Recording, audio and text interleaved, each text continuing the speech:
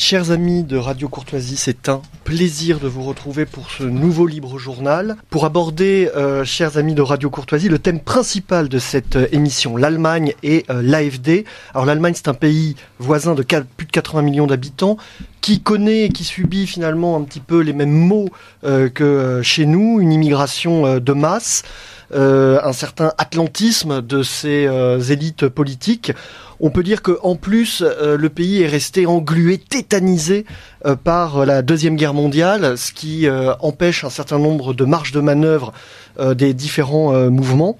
Et c'est un pays qui est en plein basculement, en plein chamboulement. On le voit à travers différents indices. Vous savez qu'en ce moment, il y a une révolte très importante des agriculteurs. Il y a l'émergence d'un mouvement anti-immigration de gauche, sous la houlette de Wagenknecht, qui avait d'ailleurs à un moment tenté à l'est de l'Allemagne de envisager de relier, de se réunir avec l'AfD. Et l'AfD, justement, c'est peut-être le phénomène le plus marquant de ces dernières années en Allemagne, puisque dans ce contexte difficile est en train d'arriver une droite conservatrice et identitaire. C'est vraiment un phénomène assez spectaculaire. Et à sa tête, en tout cas pour les prochaines élections qui sont en juin prochain, nous retrouvons un personnage tout à fait intéressant qui s'appelle Maximilian Krah, qui a sorti Politik von Rechts en Allemagne et que la Nouvelle Librairie a très habilement traduit en français Plaidoyer pour une droite identitaire. C'est un personnage très intéressant qui, dans ce livre manifeste, on voit qu'il a une vraie vision du monde, puisqu'il aborde des sujets comme l'intelligence artificielle, l'identité, l'État, etc., l'économie évidemment. Et donc c'est de tout ce contexte-là que nous allons parler, à un moment où, je vous le rappelle, c'est très très grave, et je pense que nos invités vont aborder cette question, il y a au sein de la sûreté de l'État, qui est très puissante depuis la fin de la Deuxième Guerre mondiale, et des partis institutionnels, la volonté de censurer, voire même d'interdire l'AfD, qui est aujourd'hui, à l'Est comme à l'Ouest, le premier parti. Donc on est face à un phénomène extrêmement grave et une tension qui est très forte. Et pour cela, je reçois deux fins connaisseurs. Alors, c'est un peu le hasard, ils sont tous les deux belges. Il s'agit de Lionel Balland, qui est journaliste, qui suit de près finalement l'actualité des partis patriotiques en Europe. C'est passionnant de le lire, de l'écouter. Il est vrai que nous connaissons mal ce qu'il se passe en dehors de nos frontières. Pourtant, il est impératif de comprendre les grands mouvements, puisqu'il va y avoir des possibilités d'alliance au niveau de Bruxelles. Antoine Dress, qui anime la chaîne de philosophie politique Egonon, est avec nous. Lui aussi connaît bien l'Europe, c'est même un Européen de cœur, d'âme et d'esprit. Il connaît bien l'Europe centrale, il connaît bien l'Europe occidentale. Et je signale justement aujourd'hui, enfin demain matin, mais je l'ai dans les mains, la parution d'un de ses ouvrages dans la collection Longue Mémoire de l'Institut Iliade aux éditions de la Nouvelle Librairie, Le réalisme politique, principe et présupposé. Alors je vais laisser d'abord la parole à Lionel Balland. Vous avez entendu ma rapide introduction. Quel est l'état du pays, puisque je crois que ça bouge même beaucoup en ce moment. Il y a eu des manifestations. Quel est l'état des manœuvres contre l'AfD ? Bonjour d'abord à tout le monde. Bonjour Romain, bonjour Antoine. Les manœuvres contre l'AfD sont de plus en plus développées. Chaque jour, des politiciens ou des institutions de l'État entrent en jeu contre l'AfD. Par exemple, les chemins de fer allemands appellent à prendre des mesures contre l'AfD. Même la compagnie qui récolte les ordures à Berlin s'en mêle. Donc ce n'est pas seulement les services de renseignement, ce n'est pas seulement certains politiciens, c'est tout l'appareil d'État ainsi que l'ensemble du monde politique qui se mobilise contre l'alternative pour l'Allemagne. C'est lié à finalement un espèce de durcissement de ces positions, puisque je rappelle qu'ils ont officiellement appelé à une rémigration des étrangers en Allemagne, ou est-ce que c'est lié à son score dans les sondages ? C'est lié au score du parti, surtout dans l'Est de l'Allemagne. Il faut préciser que la rémigration, d'abord, ça a été évoqué par un organe de presse qui s'appelle Correctif, qui a prétendu que lors d'une réunion soi-disant secrète, 3-4 de l'AfD ont discuté du sujet avec d'autres personnes, notamment avec le chef de file des identitaires autrichien Martin Sellner. Et en réaction, les présidents des sections des 5 États de l'Est de l'Allemagne ont appelé à la rémigration. Très bien. Il faut quand même aussi, pour comment dire, éclairer notre sujet, savoir que Maximilian Krah, dont on a parlé, on va en parler un peu plus dans le détail, il a justement, lui, quitté la CDU en 2015 au moment de la crise des migrants en Allemagne. C'était Merkel qui était aux manettes du pays. Et rappelez-vous, en 2015, c'était déjà des premières hordes de migrants qui s'installaient dans le pays en Allemagne avec des élites, soit qui accompagnaient le mouvement, soit qui baissaient totalement les bras. C'est à ce moment-là qu'il y a eu quand même une prise de conscience et que l'AfD a commencé à émerger d'une certaine façon. Oui, donc l'AfD a été fondée il y a un peu plus de 10 ans. D'abord sur la question des transferts monétaires, des transferts d'argent vers la Grèce par Angela Merkel. C'est avant tout des économistes qui se sont opposés à cette situation. Ensuite, il y a eu encore une montée plus forte de l'AfD suite à la crise migratoire de 2015 qui a vu l'ouverture des frontières par Angela Merkel. Et puis, dorénavant, l'AfD est avant tout portée par les mesures gouvernementales qui sont des mesures écologistes, puisque l'idéologie du parti écologiste a submergé les autres partis politiques. Et donc, ces mesures coûtent extrêmement cher et le peuple n'est pas en mesure de réaliser ces mesures qui lui sont imposées par les écologistes, avec la complicité des autres partis politiques. Merci Lionel pour ces premiers éclairages. Donc, ça nous permet de mieux comprendre, d'une certaine façon, la politique intérieure et les enjeux, les tensions actuellement en cours. Je vais me tourner maintenant vers Antoine Dress pour rappeler que l'Allemagne est un pays pivot en Europe, c'est-à-dire qu'il y a une place géopolitique importante, des intérêts contradictoires. C'est la guerre à l'est du continent, pour ne prendre que cet exemple. Peut-être que pour poser les termes du débat et de la discussion de ce soir, on peut peut-être avoir, Antoine, un éclairage sur la position de l'Allemagne actuellement dans le grand jeu géopolitique européen. Antoine, vous m'entendez ? Non, Antoine ne m'entend pas.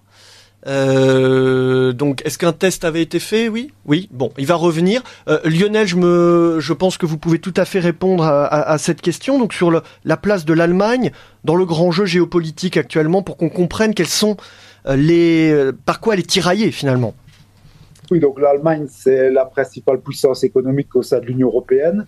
C'est 80 millions d'habitants, avec 8 millions d'Autrichiens également, parce que l'Autriche est aussi germanophone, donc la politique autrichienne influe sur la politique allemande.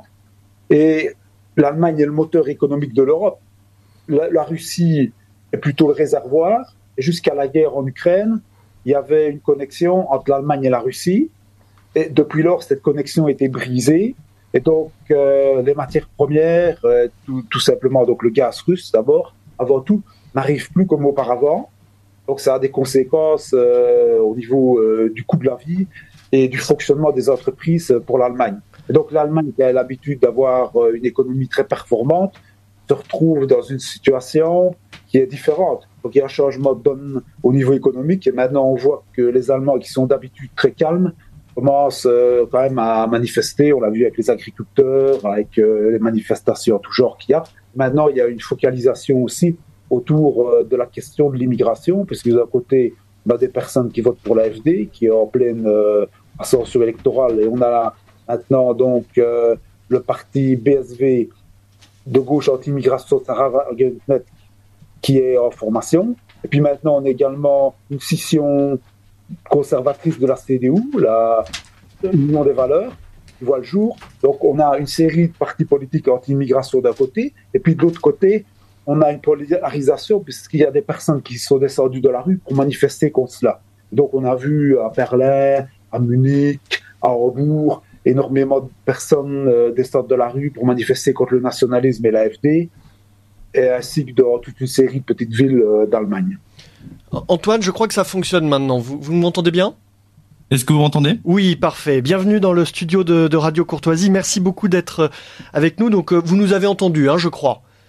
Oui, j'ai globalement suivi. Très bien. Désolé pour ce petit problème technique. Donc vous justement votre vision du contexte actuel dans lequel se trouve l'Allemagne et pays dans lequel l'AfD est en train d'émerger, quel est votre regard en tant que philosophe politique?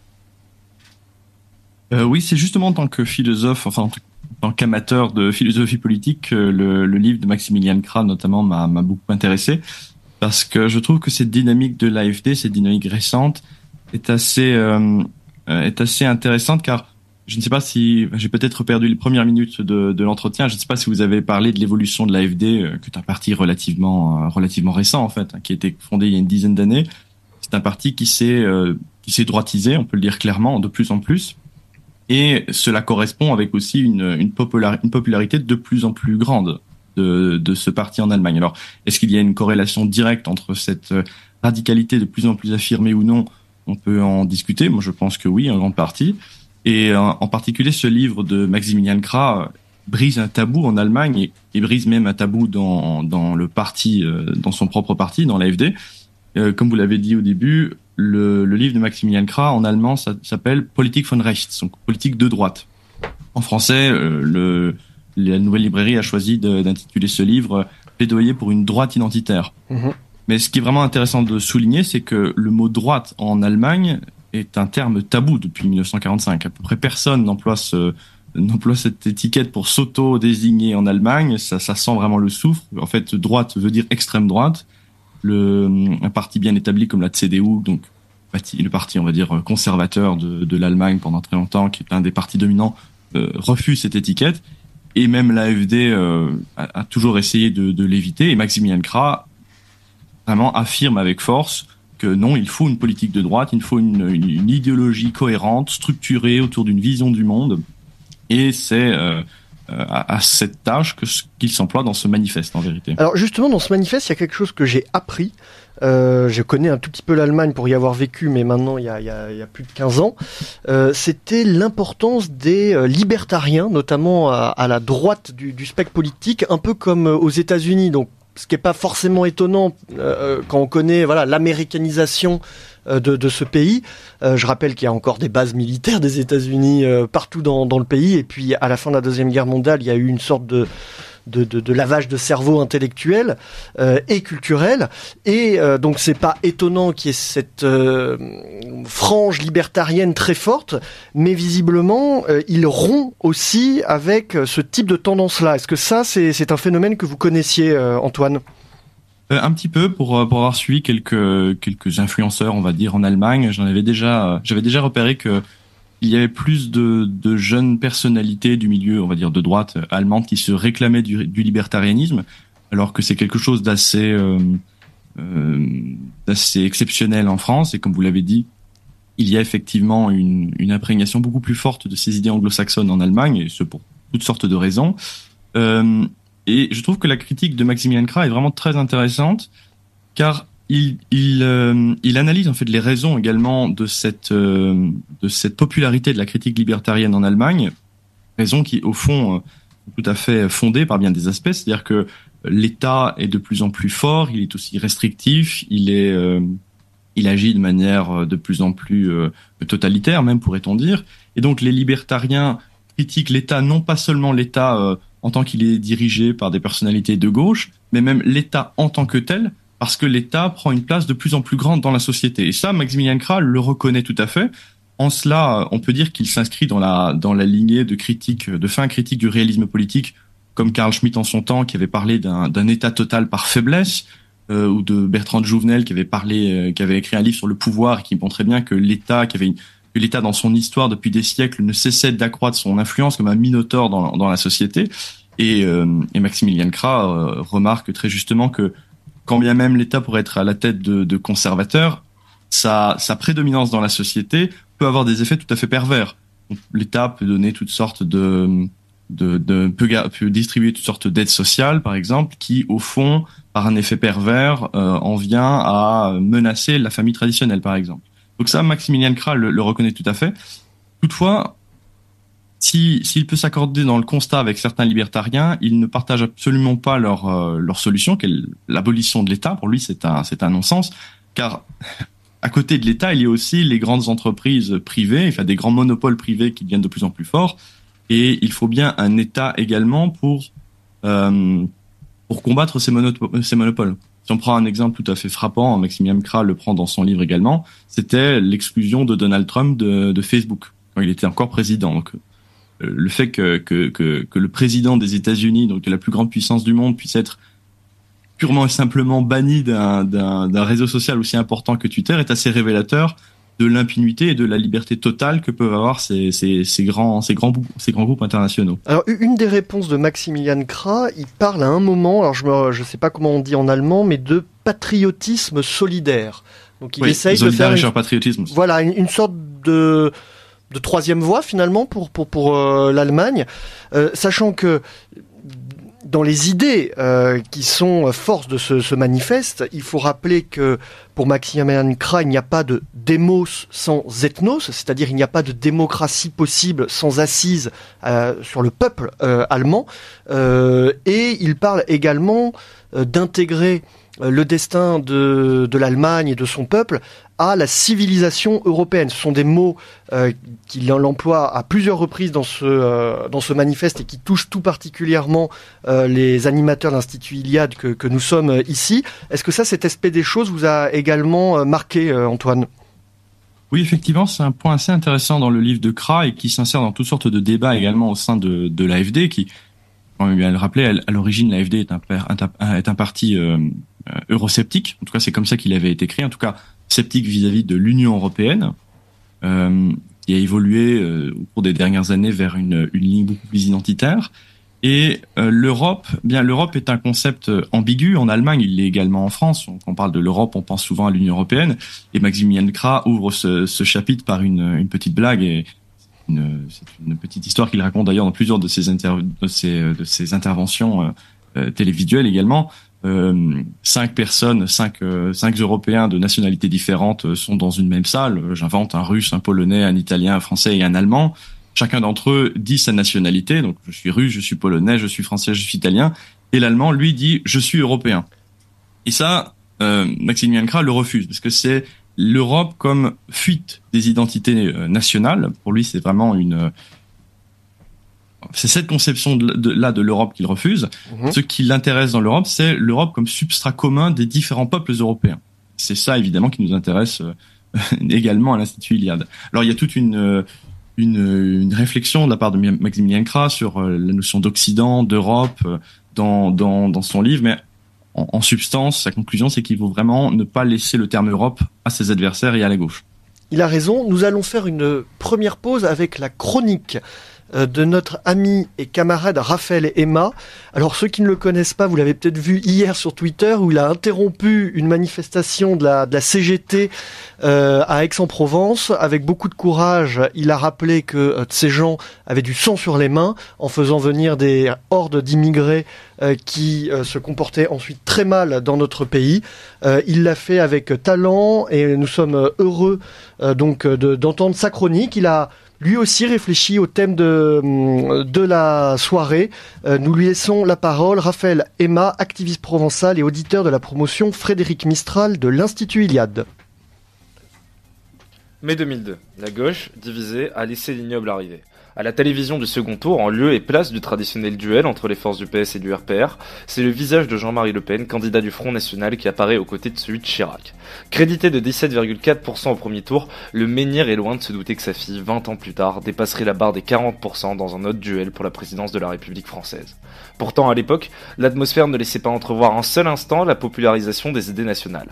À l'instant même où Jean-Marie Le Pen est annoncé comme finaliste de l'élection, l'ensemble des forces politiques du pays appellent à la manifestation.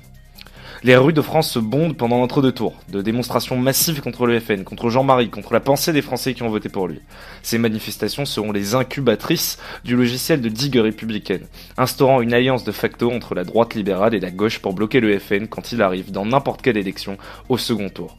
Jacques Chirac refusera même de débattre avec le populiste. Une nouvelle fois, 20 ans plus tard, l'hégémonie culturelle est tombée. Comme un écho à cette situation bien française, l'annonce de l'AfD, Alternative for Deutschland, comme seconde force politique en Allemagne, et l'annonce dans son programme d'un plan en faveur de la réimmigration ont déclenché des manifestations massives dans le pays. 1,4 million de personnes ont pris la rue pour dénoncer ce qu'ils perçoivent comme un retour au nazisme, aux heures les plus sombres de notre histoire. Au moins, Lionel Jospin, 10 ans après les manifestations anti-Le Pen dont je parlais, décrira la réaction de l'époque comme un cirque antifasciste, c'est-à-dire un jeu de théâtre auquel la classe politique française s'était donnée dans le seul et unique objectif de censurer la pensée et les sentiments de millions de Français. L'ascension de l'AfD, comme celle du Front National, sont souvent décrites par l'intelligentsia de gauche comme la traduction politique de vagues contestataires. L'échec du mondialisme, la crise sociale, l'immigration, le changement trop rapide, trop dur d'un environnement qui nous était familier hier et étranger aujourd'hui, sont autant d'incubateurs de la genèse des populismes identitaires et nationaux.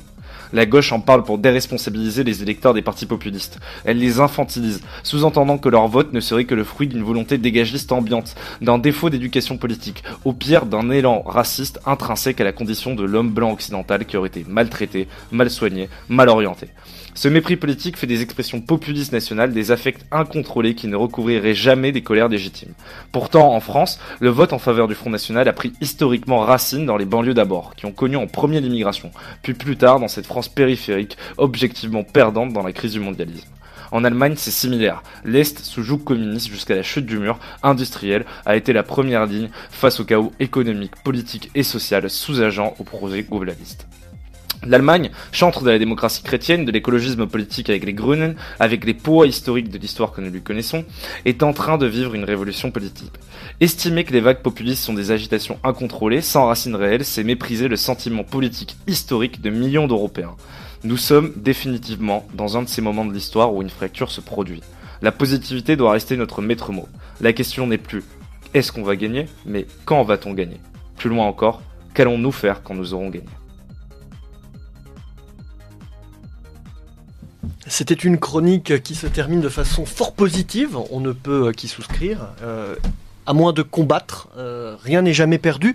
Je vais me retourner de nouveau vers Lionel Balland. J'imagine que vous avez entendu la chronique et ça m'a inspiré deux questions. Ce parallèle entre le Front National et l'AfD, est-ce qu'il est réellement pertinent ? Première question. Et d'ailleurs, on pourrait faire le même parallèle entre les gilets jaunes et les manifestations d'agriculteurs actuellement. Ou est-ce qu'il y a réellement des spécificités aux mouvements politiques, aux tensions politiques en Allemagne qui ne sont inconnues pour nous en France, où on peut réellement faire un parallèle ? Qu'est-ce que vous en pensez ? Les deux systèmes politiques sont différents. En France, ce système est avant tout basé sur l'élection présidentielle, qui est l'élection clé. Donc il y a une personne qui doit être mise en avant, alors qu'en Allemagne, ce ne sont pas nécessairement les personnes qui sont à la tête du parti qui sont les personnes qui sont vraiment sur la ligne de front, puisqu'il y a 16 États et que ce sont avant tout les élections dans les États de l'Est qui vont primer. Donc par exemple, quelqu'un comme Björn Höcke, qui est la figure de proue des nationalistes, est également la figure de proue de l'AfD en Thuringe. Et son rôle est plus important que celui des deux coprésidents de l'Alternative pour l'Allemagne ou de la tête de liste de l'Alternative pour l'Allemagne pour les élections européennes. Donc le système politique est différent. Quant aux partis politiques AfD et au Rassemblement national, ils ont des matrices politiques qui au départ sont complètement différentes.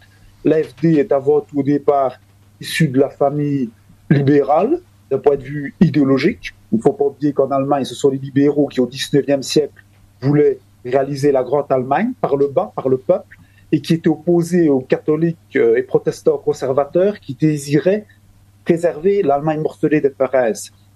Donc l'Alternative pour l'Allemagne a été créée il y a un peu plus de 10 ans d'ici par des personnes, comme je l'ai dit, qui s'opposaient aux envois d'argent allemand à l'étranger, notamment vers la Grèce.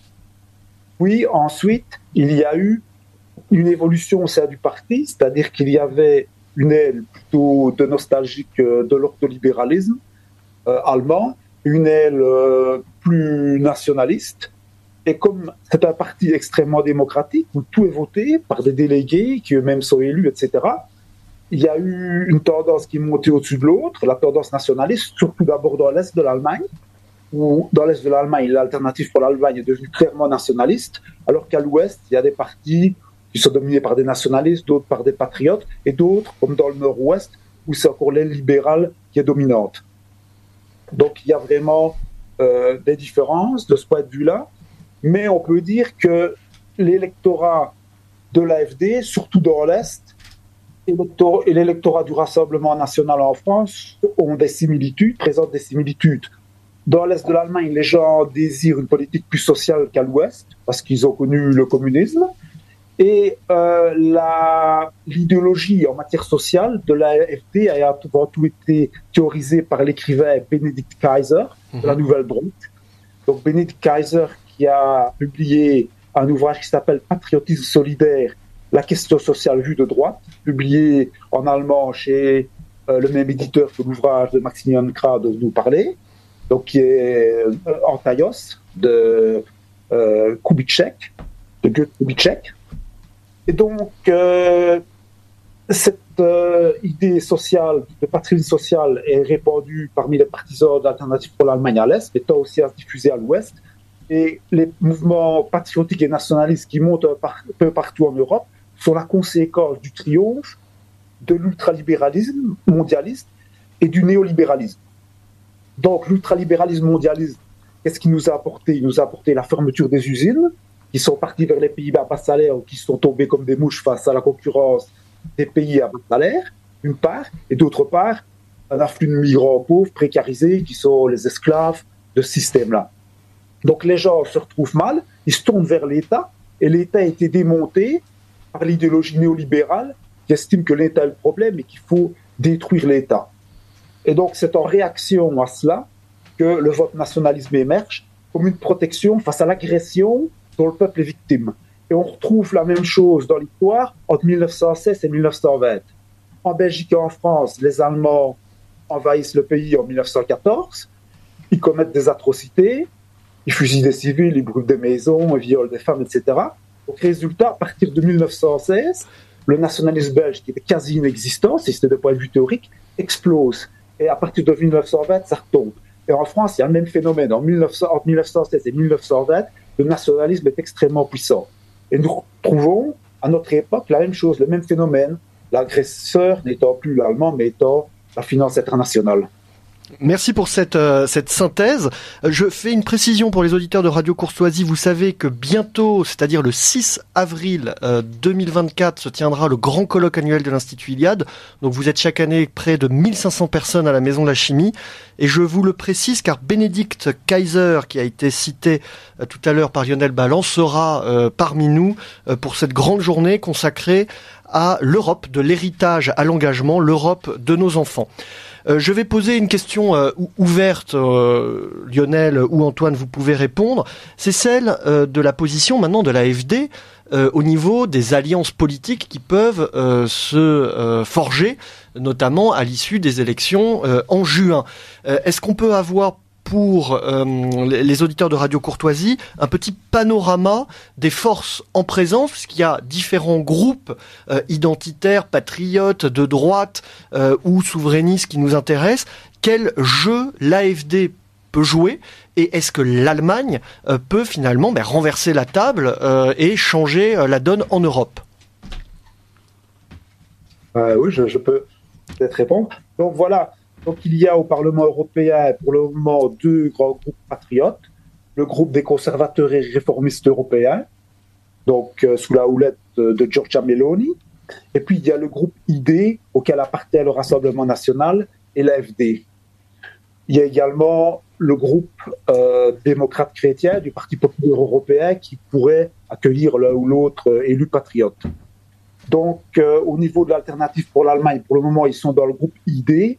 Mais comme il y a différentes tendances au niveau du parti, il pourrait y avoir, disons, des tentatives, soit de créer un nouveau groupe, en plus des groupes existants, soit d'intégrer des partis au sein de deux partis politiques européens, mais qui formeraient un groupe. Donc vous avez déjà eu, par exemple, au niveau du Parlement européen, dans la mouvance écologiste, une mouvance régionaliste. Donc vous aviez des partis régionalistes dans un parti, des partis écologistes dans l'autre, et les deux formaient un groupe au Parlement européen. Très bien. Antoine, sur ces alliances possibles et sur finalement ce basculement possible politique en Europe, vous l'analysez comment ? Sur les alliances avec au sein du Parlement européen, vous voulez dire ? Exactement. Ouais, je partage vraiment le même avis que Lionel. Je rappellerai simplement qu'il y a eu un petit couac en ce qui concerne Maximilien Krah récemment, car l'année passée il avait tenu des propos qui l'ont laissé penser qu'il était du côté d'Éric Zemmour face à Marine Le Pen, et donc il y avait eu toute une polémique et lui-même avait été temporairement exclu du groupe ID. Mais récemment, il a réaffirmé que Marine Le Pen était le chef incontesté de la droite française. Je dis entre parenthèses, je ne suis pas sûr que Marine Le Pen elle-même accepte le terme de droite. Non, ça ne se fait plus du tout. Ici en France, je ne sais pas ce qui se passe en Belgique ou en Allemagne, mais non, ce n'est plus à la mode. Une question d'un auditeur, Pierre. Pas vraiment une question. Dans le micro, s'il vous plaît. Une réflexion, d'un auditeur qui nous fait signe qu'en 1950, en Allemagne de l'Est, la majorité des membres de la police politique, la Stasi, étaient d'anciens membres de la Gestapo. Ah. Voilà. C'est une petite remarque historique. En tout cas, depuis ces années-là, on a parlé de sûreté de l'État. Il est, je crois, assez connu, Lionel, que en Allemagne, l'appareil d'État, la police, finalement, phagocyte la plupart des mouvements, des partis. Quelle peut être la part qui est prise justement par la sécurité d'État, par la police, dans la direction que prend l'AfD actuellement, ou la réaction qu'on peut avoir face au soulèvement populaire? Oui, d'abord, je voudrais préciser par rapport à l'intervention de l'auditeur que d'abord, dans l'Est de l'Allemagne, les communistes ont été les premiers à recycler les anciens nationaux socialistes, et qu'après, les partis du système l'ont fait, et en Autriche également, et qu'en Autriche, ce sont les socialistes qui ont battu tous leurs corps en matière de recyclage d'anciens nationaux socialistes. Alors, en Allemagne, les services secrets s'appellent Office de protection de la Constitution. Il y a 16 États allemands. Chaque État allemand dispose d'un office de protection de la Constitution. Il y en a également un au niveau fédéral. Et celui qui est au niveau fédéral n'est pas au-dessus. Il ne chapeaute pas les 16 offices de protection de la Constitution liés aux différents États. Simplement, c'est que si quelqu'un est actif au niveau fédéral, c'est cet office-là qui va s'occuper de lui. Sinon, ce sont les offices de protection de chacun des États qui s'occupent des cas au sein de leur État. Et donc, ils placent différents mouvements politiques qu'ils considèrent comme suspects. Selon le classement, les offices de protection de la Constitution peuvent intervenir. Maintenant, on peut avoir, par exemple, l'AfD dans un État qui est classé d'une telle manière et dans un autre État qui est classé d'une autre manière. Et par exemple, les offices de protection de la Constitution peuvent, dans certains cas, infiltrer le mouvement avec des provocateurs qui vont tenter de déstabiliser les mouvements politiques. De façon légale. Oui, donc c'est tout à fait légal. Tout est encadré. À partir du moment où l'office de protection a réussi les preuves pour classer de certaines manières, par exemple l'AfD, à ce moment-là, il peut, de la manière la plus légale qui soit, infiltrer avec des provocateurs ces mouvements politiques-là.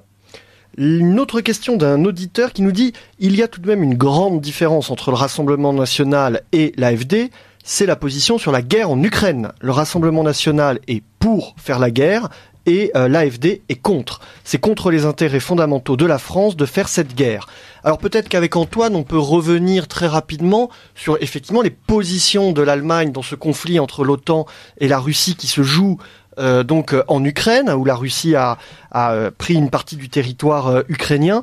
L'Allemagne, vous l'avez dit en début d'introduction, Lionel, ne bénéficie plus finalement d'énergie directe et peu chère dans ces conditions-là.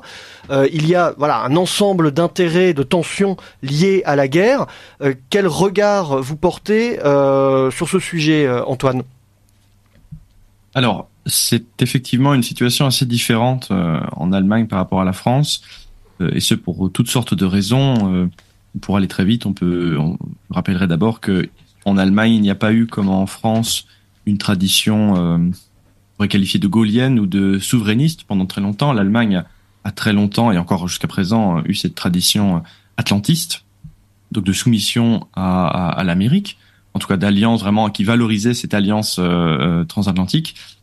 Et c'était également le cas de l'AfD pendant très longtemps, et encore actuellement, il y a une partie de l'AfD qui se définirait encore très volontiers comme étant otanienne ou otaniste. la position de Maximilian Krah vis-à-vis de ce conflit est assez différente, et d'ailleurs ça fait partie des perspectives qu'il tend à changer dans son livre. Il y a tout un chapitre assez intéressant qui s'appelle le changement d'époque, et sans vouloir pour autant rompre le partenariat avec les États-Unis, Maximilian Krah revalorise toutes les notions de grand espace qu'on peut retrouver chez Carl Schmitt, cette idée que l'Europe doit retrouver sa souveraineté énergétique, sa souveraineté économique, et se désengager de plus en plus de ses rapports avec l'Amérique. Et donc, dans cette guerre russo-ukrainienne, Maximilian Krah, il faut bien le dire, tend à privilégier une position en tout cas favorable à la Russie, en tout cas une position de paix avec elle. Très bien, alors il y a deux personnes qui sont dans le studio et je viens de me rendre compte que j'ai pas été très poli, je ne les ai pas présentées en début d'émission. C'est Gabriel Fouquet qu'on va retrouver tout à l'heure pour la petite intermède poétique, et le camarade Xavier Aimant que nous interrogerons sur la revue Livre Arbitre, et je vous le présente parce qu'il veut poser une question à nos invités. Alors, c'était pas exactement une question, mais c'est quelque chose qui m'a marqué parce que j'avais pas tellement suivi, hein, comme vous le disiez en début d'émission, les Français, on est souvent trop franco-français, on s'intéresse pas assez à la politique internationale et celle de nos voisins. C'est le fait que l'AfD revendique ouvertement la politique de remigration. Et je trouve ça très très impressionnant et très intéressant parce que c'est un pas que n'a même pas fait encore le Rassemblement national. Or, que cette prise de position que je trouve assez courageuse et même indispensable, et donc j'aimerais qu'elle soit suivie comme un exemple, je trouve ça particulièrement impressionnant que ça vienne de l'Allemagne quand on sait dans quel état, on va dire, les Allemands ont été culpabilisés, émasculés presque, on pourrait dire, au lendemain de la Seconde Guerre mondiale, sur les questions du patriotisme et du nationalisme. Et alors donc cette prise de position, je la trouve courageuse et je la salue, et justement surprenante dans un contexte où en effet pendant longtemps on ne pouvait même pas évoquer le simple terme, comme on l'a dit tout à l'heure, de droite ou de nationaliste sans être ramené à la période de l'histoire que l'on connaît, et donc c'est vraiment, je pense, ça peut être un déclic, montrer qu'on peut faire des choix courageux même dans des contextes extrêmement difficiles. Au-delà de la remarque de surprise de Xavier, est-ce que vous avez une forme d'explication, vous qui êtes observateur de la vie politique allemande, comment on en arrive effectivement à l'AfD qui revendique la remigration? Oui, donc il faut préciser ici que c'est l'AfD de l'Est, que ce sont les dirigeants des groupes des élus de l'Est du pays au sein des 5 États de l'Est. Donc ce n'est pas l'ensemble de l'AfD. Ils ont pris cette position-là en réaction au complot médiatique qui a été monté contre l'AfD par le magazine, le portail en ligne plus exactement, Correctif, qui a prétendu qu'il y avait eu au mois de novembre une réunion secrète avec Martin Sellner, le chef de file des identitaires autrichiens, et qu'il avait été envisagé d'expulser massivement des gens, y compris des Allemands d'origine allemande. Donc, en réaction à cela, un peu par provocation ou pour briser l'attaque, les leaders des 5 États de l'Est de l'Allemagne, des groupes des élus, au sein des assemblées, ont indiqué qu'ils s'engageaient pour la rémigration. Mais l'ensemble du parti ne s'est pas engagé pour la rémigration. D'accord, donc en fait, ce que vous dites, c'est que c'est un petit peu, ils se sont retrouvés acculés à devoir prendre position. C'est ça que vous êtes en train de dire ? Oui, c'est ça. Donc, jusqu'à présent, l'AfD voulait expulser des étrangers indésirables, comme des délinquants, des gens en situation régulière, des gens qui ne font rien, qui vivent dans le cas social, tout ça. Mais il n'avait pas été dit clairement que l'AfD voulait la rémigration. Or, là, depuis cet événement qui date d'il y a quelques jours, les chefs de groupe de l'AfD dans les parlements de l'Est ont clairement pris position en parlant de réimmigration. Très bien. Antoine Dresse ? Oui, je voudrais ajouter une petite chose pour compléter la réponse de Lionel Balland, pour répondre à l'interrogation de Xavier Aimant.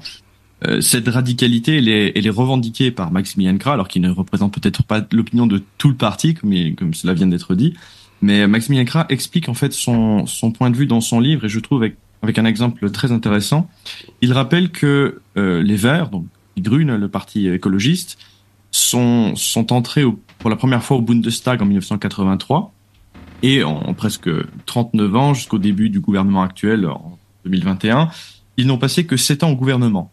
Et pourtant, c'est le parti probablement qui a exercé le plus d'influence dans l'Allemagne contemporaine. C'est celui qui a produit le plus de changements. Et donc, à partir de cet exemple, Maximilian Krah dénonce en fait cette tendance qu'a la droite, on va dire la droite bourgeoise, la droite conservatrice, ce bon chic, bon genre, qui veut toujours être aux affaires, simplement être aux affaires, et pour ce faire est prête à toutes les compromissions idéologiques.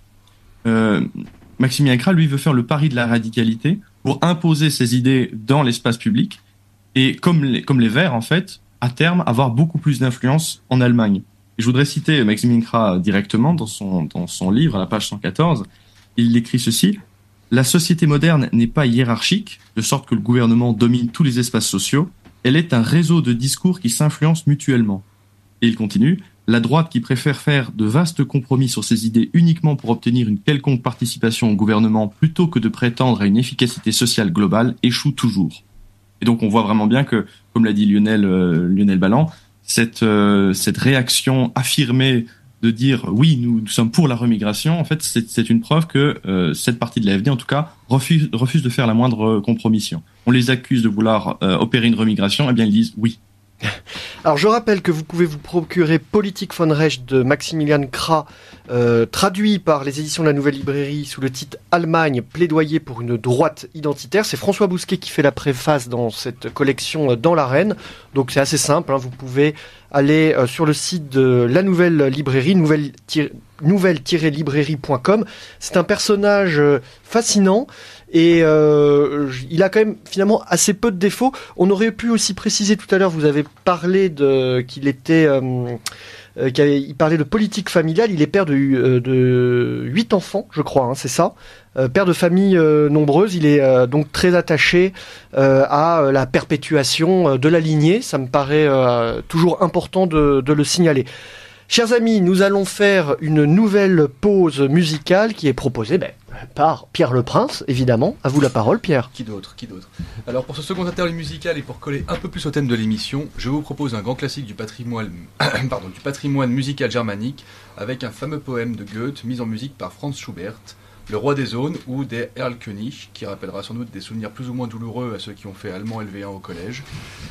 Ce lied est ici interprété brillamment par Dietrich Fischer-Dieskau, l'un des grands chanteurs lyriques du XXe siècle. Bonne écoute et rendez-vous le mois prochain pour de nouvelles chroniques.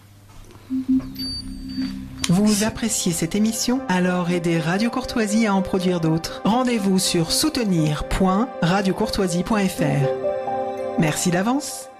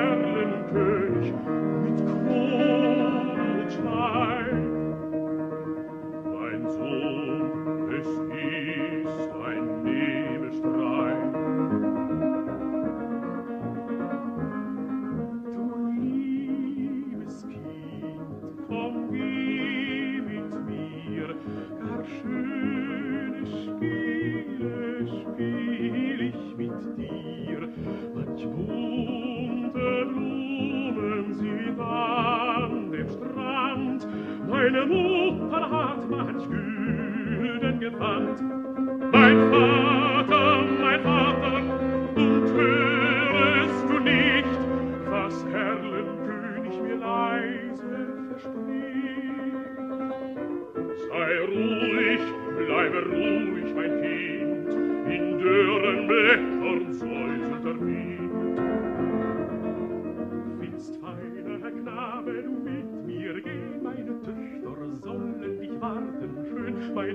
führen den nächtlichen Rhein. Sie wiegen und tanzen und singen dich ein. Sie wiegen und tanzen und singen dich ein. Mein Vater, und siehst du nicht dort, Herr Königswächter am düsteren Ort?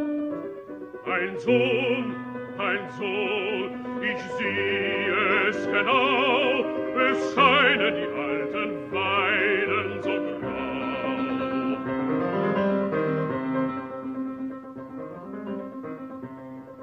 Ich liebe dich, mich reizt deine schöne Gestalt, und bist du nicht willig, so brauch ich Gewalt.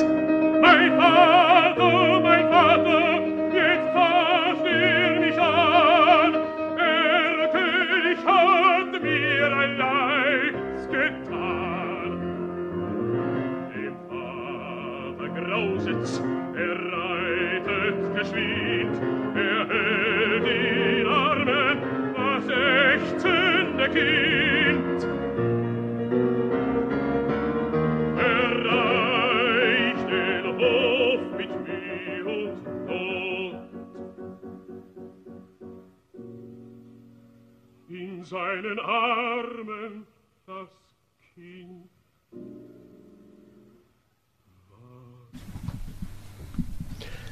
Nous revoici dans les studios de Radio Courtoisie. Vous écoutez le libre journal de Romain Petitjean, Vive la civilisation européenne. La question d'un auditeur, enfin la remarque, je vais vous la raccourcir, elle est un peu longue. Il dit je vis une agonie quand j'entends les responsables politiques des mouvements patriotes. Aucun n'est préparé à diriger. Il ne voit pas le millième des choses qu'il va falloir améliorer, simplifier ou éliminer. Si c'est pour diriger en surface avec Masque et Cuba, ce n'est pas la peine. Je crois qu'ils ne se rendent vraiment pas compte. Alors, monsieur, je pense qu'on ne peut pas préjuger de ce que ferait l'AFD ou le RN. Pour ce qui concerne l'AFD, c'est un chapitre entier de Maxime K, qui est le chapitre... attendez, je le retrouve... politique et professionnalisme. Il écrit « Le professionnalisme consiste également à éviter le piège postmoderne selon lequel la politique ne concerne pas la réalité, mais des narratifs, c'est-à-dire des récits, et que la politique est donc une simple affaire de communication plutôt qu'un véritable combat. L'objet de la politique est la réalité dans laquelle il faut assurer et organiser son existence propre à partir de cet acte fondateur qu'est la désignation de l'ennemi. » Alors ça reste évidemment un positionnement, mais on voit bien que pour Maxime Ikra, la politique, c'est la confrontation à la réalité. Ça me semble un bon début et on peut espérer en tout cas qu'il réponde bien à votre question. Lionel Balland et Antoine Dresse qui pourront rester pour la seconde partie de l'émission avec nous. Nous allons avoir encore quelques minutes avant de se séparer. Il y a une question qui m'intéressait, c'était le niveau justement dans les sondages. Alors les sondages, ça vaut ce que ça vaut. Pour les prochaines élections, dans même pas 3-4 mois, j'ai cru comprendre qu'ils étaient au plus haut. Qu'en est-il, Lionel Balland ? Donc, pour les élections européennes, l'AfD donnait à 23% et le parti anti-immigration de gauche de Sarah Wagenknecht à 7%. Donc 30%. Et dans les élections locales à venir, donc je rappelle que l'Allemagne est une république fédérale, vous avez dit 16 États, dont 5 en Europe de l'Est. Qu'en est-il ? Donc au sein des 3 États de l'Est, dans lesquels il y aura des élections pour le Parlement de l'État au mois de septembre, l'AfD est donnée entre 28 et 34% selon les États, et le BSV, le parti de gauche anti-immigration Sarah Wagenknecht, entre 13 et 17%. Il faut savoir qu'il y a un seuil de 5%, donc tous les partis qui n'obtiendront pas 5% n'auront pas d'élu. Maintenant, comme il évolue fort, vous pourrez voir l'AfD monter encore plus au cours des semaines et des mois à venir. Voilà, et c'est un socle acquis ou vous pensez qu'il est fragile suite aux manifestations et aux manipulations médiatiques ? Les manifestations n'ont pas eu lieu spécialement dans ces endroits-là. Elles ont plutôt eu lieu dans les grandes villes. Donc, je ne pense pas que fondamentalement les manifestations vont changer quelque chose. Simplement, il y a une polarisation au sein de la société allemande qui fait que l'immigration et la situation actuelle provoquent des tensions entre les Allemands. Un peu comme à partir de 1917, avec la prise du pouvoir par les communistes en Russie, il y a une tension au sein de la société allemande, parce qu'on a vu les intellectuels, les écrivains, les artistes de différentes tendances qui se fréquentaient jusque-là, ne plus pouvoir se fréquenter. Donc on va vraiment vers un durcissement des relations au sein de la société allemande et des tensions entre les représentants, disons, du monde de la société ouverte, du monde libéral et du monde illibéral, d'autre part. Merci Lionel Balland pour vraiment ces éclairages précieux. Les auditeurs de Radio Courtoisie qui veulent vous lire, comment font-ils pour suivre vos travaux ? Est-ce que vous avez un site internet, je crois ? Donc j'ai mon blog, lionelballand.oefor.com. Vous pouvez taper dans Google Lionel Balland blog. Et je suis également présent sur Twitter. Très bien, j'encourage vraiment les auditeurs de Radio Courtoisie qui s'intéressent à l'actualité des partis patriotiques en Europe à suivre Lionel. C'est une mine et c'est vraiment une source précieuse. Antoine, avant de se séparer, alors même si vous restez dans le studio, si vous le souhaitez pour la suite, finalement, si on parle d'Allemagne et d'AfD, quel est le fait le plus saillant qui vous vient à l'esprit ? Qu'est-ce qui fait vraiment la singularité, la spécificité de ce moment ou de ce parti ou de ce pays dans ce que connaît actuellement l'Europe et l'Occident de manière générale ? Est-ce qu'il y a quelque chose qui ressort selon vous ? Pour moi, deux choses dans la situation allemande. La première, on en a déjà parlé longuement, c'est la radicalité intellectuelle de plus en plus assumée. Notamment un auditeur avait posé la question s'il y avait des grandes différences entre le Front National, enfin le Rassemblement National et l'AfD. J'ai quand même l'impression, je me trompe peut-être, mais j'ai l'impression qu'il y a un corpus doctrinal un peu plus affirmé dans l'AfD que dans son équivalent français. Ça me semble quelque chose d'assez intéressant. Et ensuite, la seconde chose qui fait la spécificité quand même de la situation allemande, on l'a peut-être dit au début quand j'avais des petits problèmes techniques, mais il y a cette situation sociale en Allemagne de l'Est qui est tout à fait particulière, et une situation sociale qui s'ajoute à un ressentiment ou à un sentiment d'être abandonné, c'est-à-dire que l'Allemagne de l'Est a souvent le sentiment d'avoir été purement et simplement annexée par la République fédérale allemande, et son niveau de vie n'est toujours pas au même niveau, et donc l'AfD, pour beaucoup de personnes vivant en Allemagne de l'Est, apparaît comme le parti qui les représente au mieux. Notamment à travers des personnes comme Alexander Gauland, je pense, qui est assez représentatif de ça. Merci Antoine Dresse. Je rappelle que vous pouvez retrouver les analyses très pédagogiques de philosophie politique sur sa chaîne Egonon et que vous faites paraître demain donc dans la collection Longue Mémoire de l'Institut Iliade aux éditions de la Nouvelle Librairie, le réalisme politique, principes et présupposés. On connaît votre art de la synthèse, de la ligne claire. Vraiment, j'invite tout le monde à lire les écrits d'Antoine. C'est toujours limpide. Et Lionel, Antoine, nous nous retrouvons de toute façon au colloque Iliade à la Maison de la Chimie le 6 avril prochain. Merci d'avoir été avec nous. Nous allons maintenant passer, je vous en prie, à notre rendez-vous poétique avec Gabriel Fouquet pour un texte qui s'appelle, cette fois-ci, L'envol. Je t'en prie, mon amour, allons-nous-en ailleurs. Quittons Paris demain et fuyons loin d'ici. Rassemblez vos effets, nous partirons à l'heure. Ici, chaque seconde me coûte l'infini. Que dites-vous, madame ? Souhaitez-vous donc la fuite ? Silence avant de me reprocher ma conduite. J'attends fébrilement que l'orage se meure. Mais enfin, jusqu'à quand ? Bafouées sont mes mœurs, se délite mon corps, se raccourcit ma vie. Le réalises-tu, épuisé que je suis ? Je prie, je crie, j'implore et j'appelle au secours en guettant l'arrivée de l'envol d'un vautour. Mais le ciel impassible se moque de mes jours, car j'entends ici-bas les rires de sa cour.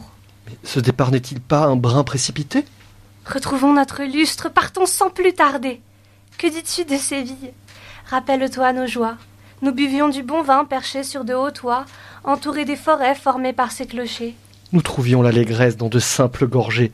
Si nous quittons la France, foulons le sol de l'Est, où la vie est plus simple pour nos désirs modestes. La Hongrie, la Pologne n'ont pas encore fait halte dans leur marche historique, non plus que les trois Baltes. Bien, larguons les amarres et quittons cette ville, où il fait mieux vivre au cachot de la Bastille, qui n'est plus accueillante pour qui chérit justice, car rémunérant mieux celui qui sue le vice. Échappons-nous d'ici, n'est pas pour nous ce monde, où méritocratie n'est plus ce qui abonde. Ma chère amie, J'entends les plaintes de votre âme. Attention cependant au trait du mélodrame. Eh bien quoi, que veux-tu? Être esclave de sot? Rester tout englué sans oser faire le saut? Je ne m'explique pas de vivre assujetti, de ne point avancer figé dans la porie, de perdre l'énergie de toute ma jeunesse à bien servir le diable têtu comme une ânesse. Un seul pas en avant nous coûterait 10 ans, et nous aurions perdu déjà tout notre élan. Partons, te dis-je, tant qu'il est encore temps, tant que le feu en nous brûle et ne craint le vent. Quittons ces ignorants, libérons-nous des chaînes qui nous retiennent à deux dans ces tristes arènes. J'apprends à mes dépens que la vie de pantin ne saurait convenir à nos esprits malins. Si l'intelligentsia nous réduit au silence, c'est elle qui péchera et fera pénitence. Le salut nous fait grâce d'examen de conscience. Tournons-nous vers nos âmes et ses réminiscences. Partons, mon cher époux, entamons nos croisades, afin que cessent là nos âpres jérémiades. Merci à Gabriel Fouquet qui interprétait le rôle de Frédéric. Le libre journal du lundi soir présenté par Romain Petitjean de l'Institut Iliade. Vive la civilisation européenne.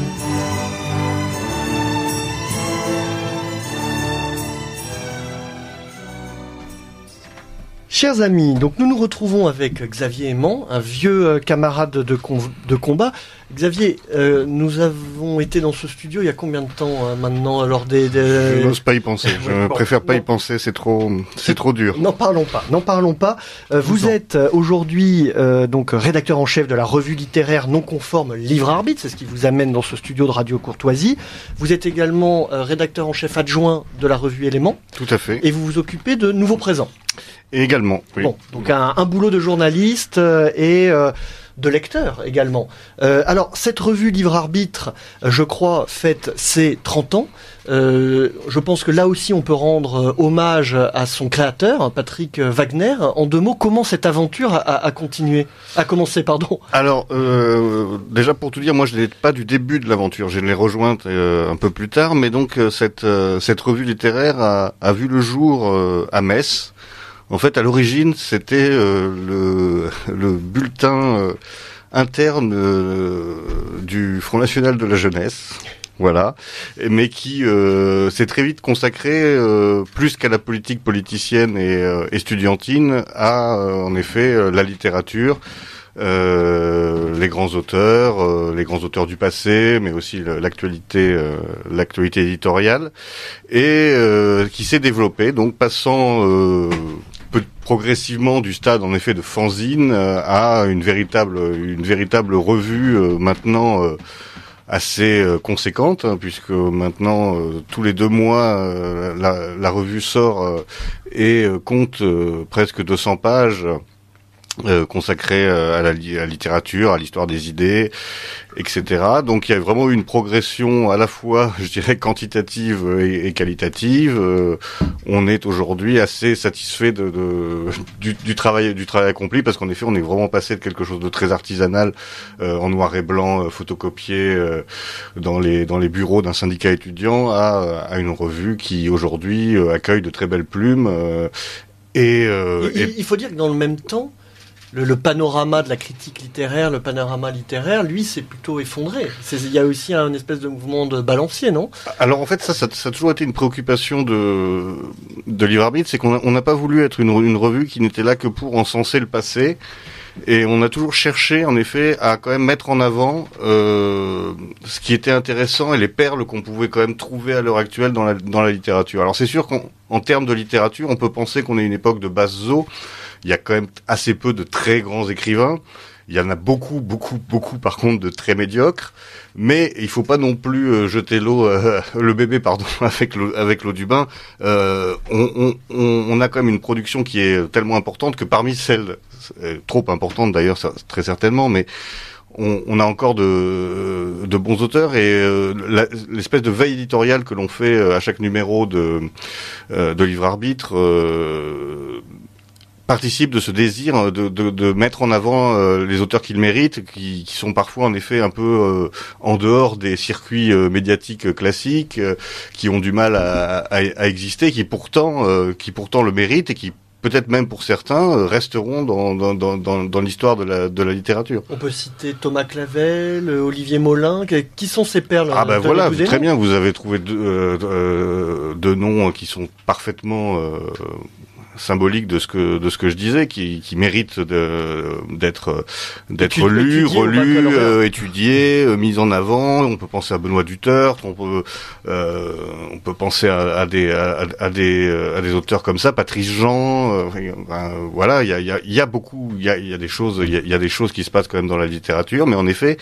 Il faut parfois faire une démarche personnelle pour les découvrir, puisque c'est pas dans les émissions de télévision, c'est pas à la radio qu'on va vous parler de ces auteurs-là, et c'est un peu le rôle de Livre Arbitre de défendre ces auteurs injustement parfois méconnus, même si des gens comme Olivier Molins ont quand même une reconnaissance assez conséquente et largement méritée. Alors, vous qui observez justement et qui lisez surtout la production littéraire en France, cette mode de la littérature tournée vers son nombril, est-ce que c'est toujours aussi florissant, ou est-ce qu'un jour on va en sortir un petit peu, revenir à d'autres modes d'expression finalement des auteurs français? Le principe d'une mode, c'est qu'elle est rapidement dépassée et qu'elle laisse place à une autre. Donc il y aura aujourd'hui, là on est encore quand même pas mal là-dedans. Hein. On est quand même pas mal dans la fameuse autofiction, raconter ses malheurs d'enfance, ses histoires de fesses, ses problèmes de drogue et de transit intestinal. C'est quand même encore beaucoup ça, parce que ça continue encore à se vendre assez bien. Ça continue à être mis en avant par les médias, donc ça continue à fonctionner.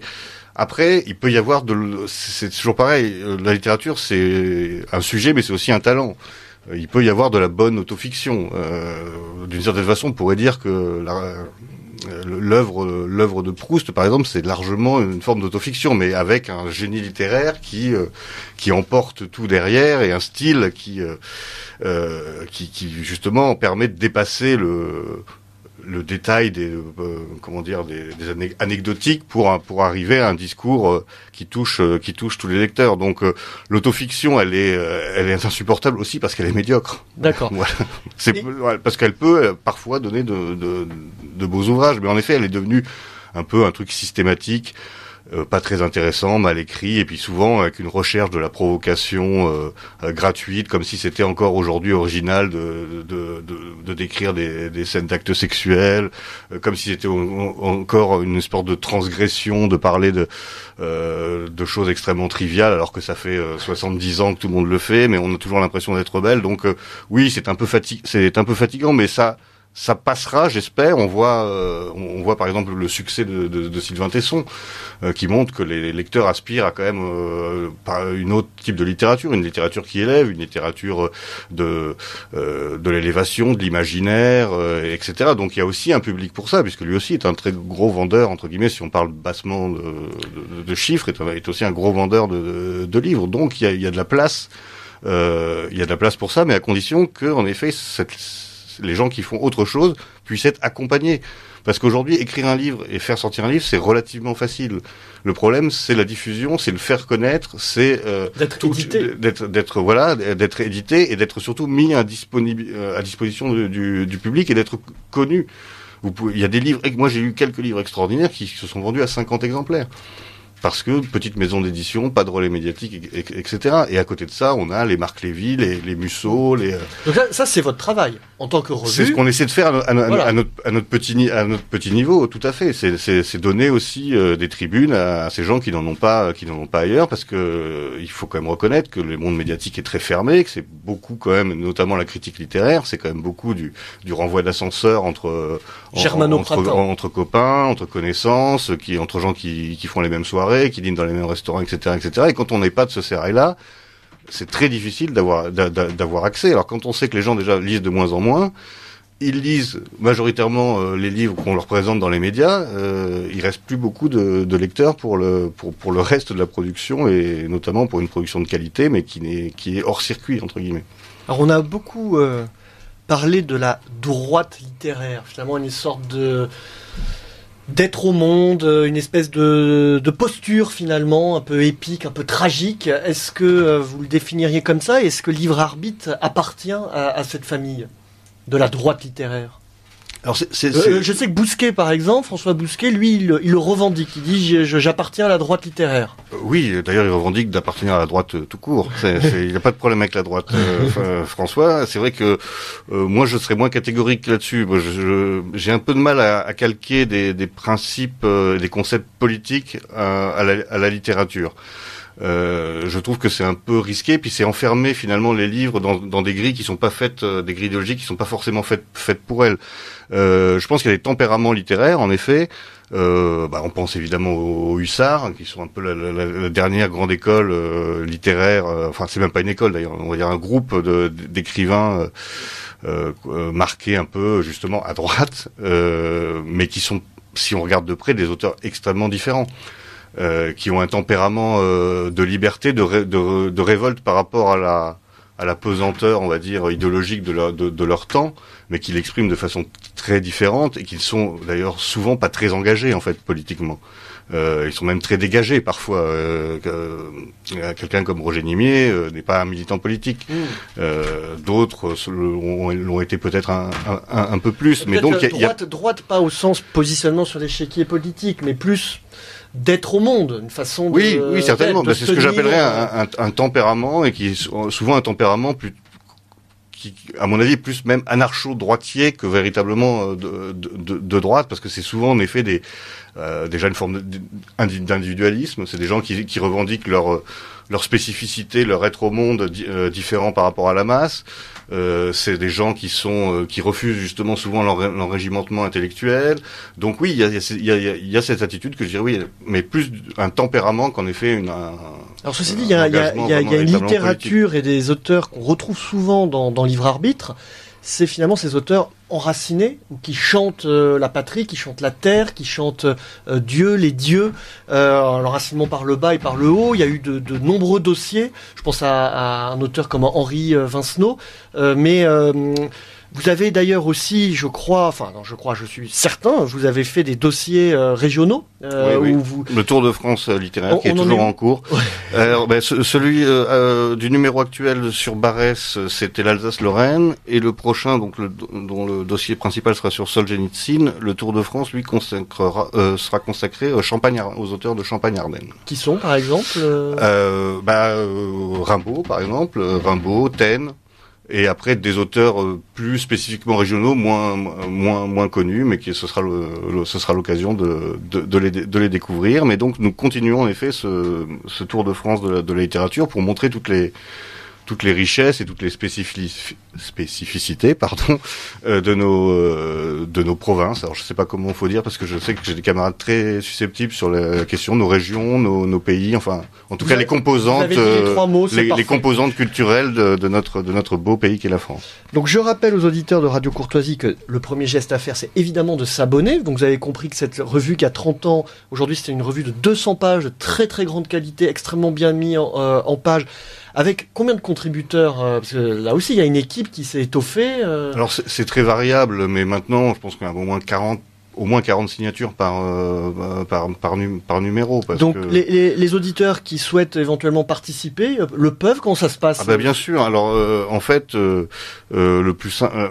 le plus simple, c'est de faire des propositions sur de recension. Si vous avez aimé, par exemple, un livre qui vient de sortir ou redécouvert un livre, vous pouvez tout à fait nous contacter pour éventuellement faire une recension. Comment contacter Livre Arbitre? Alors, vous l'avez pas le mail là? J'ai pas le mail.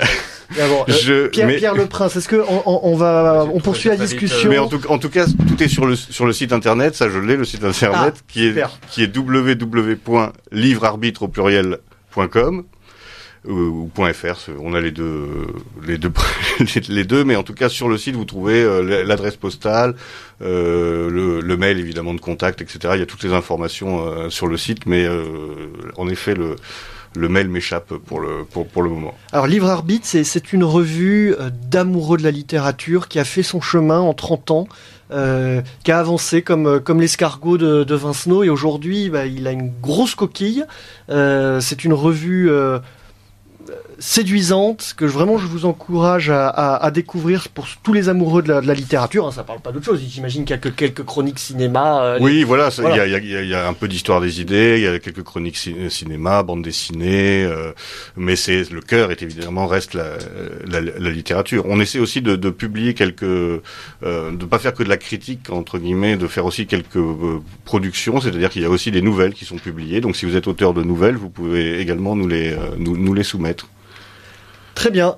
Xavier Aimant, merci. Vous saluerez bien Patrick. Oui, il faut le saluer car c'est vraiment l'homme de cette revue. Donc, je le saluerai avec grand plaisir et merci pour cette invitation et pour avoir pu faire la promotion de Livre Arbitre.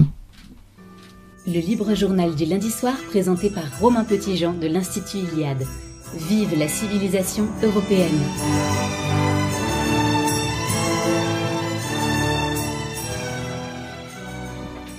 Le message très agréable, je dois dire, d'un auditeur qui nous dit « Bonsoir, cette émission entre guillemets Nouvelle Droite est une bouffée d'air frais et une ouverture vers nos voisins et compatriotes européens. Bravo et merci ». Je cite cet auditeur, Jacques Georges. Merci à vous pour cet encouragement. Nous arrivons vers la fin et le terme de cette émission. Nous retrouvons donc la traditionnelle chronique Radio Le Nid, l'incubateur des entreprises enracinées. Radio Le Nid, la chronique des entreprises positives et enracinées. Chers auditeurs de Radio Courtoisie, bienvenue dans Radio Le Nid, la chronique de l'incubateur des initiatives positives et enracinées. Aujourd'hui, au programme, nous allons vous présenter un projet que notre incubateur accompagne. Un projet de chaîne de magasins pour les produits textiles et alimentaires du terroir français. Tout d'abord, le contexte. Retour au terroir, revalorisation du bien manger, de la consommation durable, de l'enracinement. On note le succès d'un magasin comme le Comptoir Irlandais, de boutiques de foot tournant autour d'une nation comme Forza Italia. Ensuite, le problème. Il n'existe pas de magasin autour de la culture française qui valorise son patrimoine textile et son terroir. Pourtant, imaginez rien que nos couvre-chefs régionaux, le Mickey breton, le béret basque, les chapeaux parisiens. Du côté de notre gastronomie, n'en parlons pas. Alors, la solution. Sur un positionnement haut de gamme, cette chaîne de magasins proposera une partie textile et une partie épicerie fine. Kelch alsacien, lin normand, laine des Pyrénées, Côte-Oiron, le Pinot des Charentes, les rillettes du Mans et les olives de Nyons. Ce ne sont que quelques exemples. Le champ des possibles est ouvert. Ce concept pourrait attirer les touristes, mais aussi les Français, qui veulent mieux connaître et soutenir les terroirs de France dans une boutique à l'esthétique soignée. Comme nous développons avec le Nid un écosystème d'entreprises enracinées, cette boutique pourra aussi proposer des produits provenant d'autres entreprises incubées par le Nid. Ce projet ambitieux est porté par Franck, un entrepreneur à succès qui a sollicité le Nid il y a quelques mois. Cette chaîne de magasins qui contiendront vêtements et épicerie fine demande en effet de nombreuses compétences et un investissement humain important pour être développé. Identité de marque, propriété intellectuelle, droit immobilier, nous balayons avec lui un spectre conséquent. Mais ce projet nécessite aussi des investissements financiers importants et des expertises dans les domaines de l'épicerie fine et du textile. Si vous êtes intéressé à titre d'investisseur ou d'expert, écrivez-nous à contact@incubateurlenid.fr. Pour suivre l'actualité du Nid, rendez-vous sur notre page LinkedIn Incubateur Le Nid et à bientôt pour découvrir une nouvelle initiative accompagnée par notre équipe. Le Nid, l'incubateur des projets enracinés, je vous invite réellement à vous intéresser à toutes ces initiatives, c'est formidable, ça peut être des initiatives culturelles, associatives ou professionnelles. Pierre Le Prince, qui est connu avant tout pour son efficacité, a retrouvé l'adresse électronique de Livre Arbitre, livre livre-arbitre, @outlook.fr, outlook.fr. Écrivez-leur, ils adorent communiquer avec vous. Je vous remercie, je remercie tous les invités, je remercie Radio Courtoisie et je vous donne rendez-vous le mois prochain.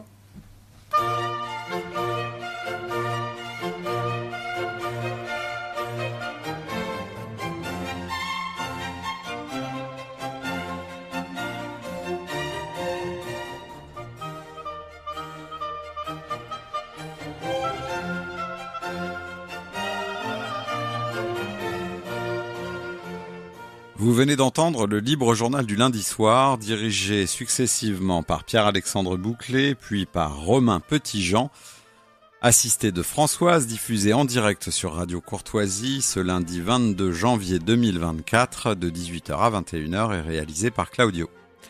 N'oubliez pas que Radio Courtoisie est une radio culturelle associative. Afin de sauvegarder une indépendance absolue, Radio Courtoisie refuse toute ressource publicitaire. Radio Courtoisie ne vit que grâce à ses auditeurs. Aidez-nous à demeurer libres, rendez-vous sur soutenir.radiocourtoisie.fr et accédez à l'ensemble de nos archives à partir de 5 € par an.